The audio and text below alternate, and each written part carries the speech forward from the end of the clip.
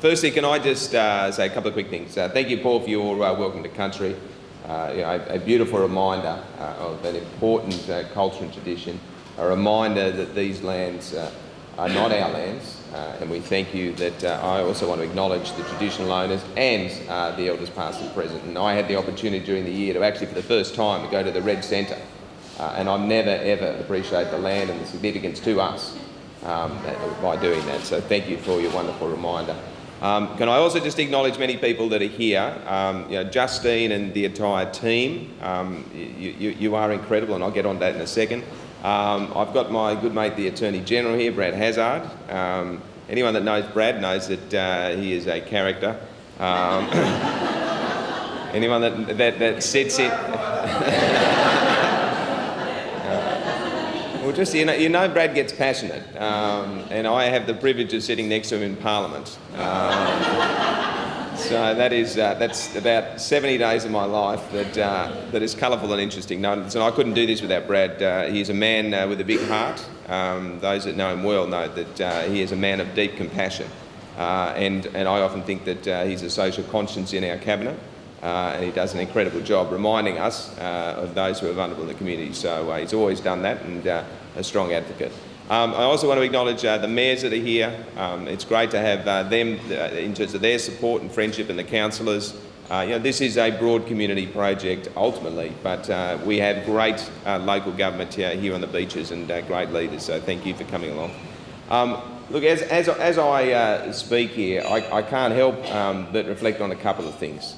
I think the responsibility of state government and more broadly federal government is to get the economy moving. You've got to get the economy moving, which is a great thing. But getting the economy moving comes with responsibility, and this is my strong sense. That sense is that if you do that, then you have to bring those who are vulnerable or disadvantaged with you. As the economy moves and revenue is provided to government, I've strongly argued every day I've been there, and I believe this, you have to have the capacity to provide support for services such as this. You have to have the capacity to bring those who are disadvantaged with you. And as you look here at Burdekin, I don't think you can get a better example. And I really want to pay tribute in particular to all of the staff and the case managers that are here. I know the role that they play in these young people's lives, and thank you for what you do on a daily basis. It's so critical, because I think what you see behind me, I like the sign. I didn't even notice the spelling until you pointed it out, Justine. But I think that what's missing, the only thing I'd say, it's providing support and accommodation, but it's also providing hope. Because as you think, and we've heard from these young people today how fantastic it is, the academic achievements. All of us in life, sometimes we take things for granted, but any academic achievement is important and should be celebrated. But for these young people who, through no fault of their own and through no circumstances, have had more difficulties in life than we could imagine, and challenges themselves, and to get through those and get to a position where they're achieving, well, that is fantastic. And that is something that we should be proud of. So, I've heard from the three of them today, we've got accounting, which is something I actually didn't really enjoy at university. It actually ended up being quite helpful as time went on.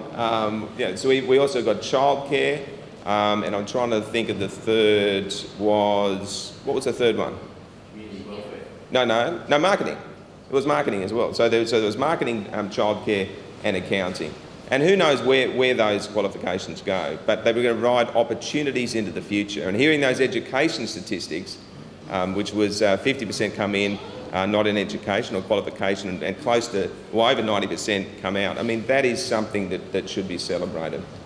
I certainly think that this community is much, much richer on the back of having Burdekin in amongst us. And can I particularly thank all the corporate sponsors that are here. Thank you for your engagement. And was it the Bunnings team that did the houses? Yes. Yeah, go the Bunnings team, I say.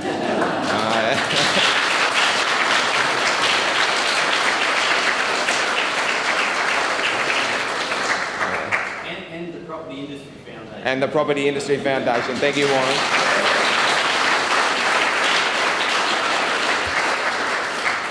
But that's, I mean, having those skills, that work, that passion, and the difference it makes to these young people's lives, you should be very proud of that. You know, having said that, I wouldn't mind you getting down to my daughter's bedroom. That is uncleanable upper. Can I just sort of conclude, and I also acknowledge Warren and his work here. I know it's been a challenge in the past year. I know it has, and that, you know, that sort of stress that everyone's had to be through, that's not something you should be worrying about. You should be worrying about continuing doing the great work you are doing. And I can assure you, while ever I'm in this role and while ever Brad's in his role, you will continue doing what you are doing, that hopefully you can do more and more, because the difference you are making in these young people's lives is really the essence of who we are. If they are given opportunities, like everyone else is given the opportunities, then we are richer as a community, we're richer as a state, and we're richer as a country. So from the bottom of my heart, can I thank you for the work you do? It is so important, and I hope you get that sense of value, and I was glad in some respects when the funding challenge came in, the call goes out to the community, you got a sense of how deeply valued you are.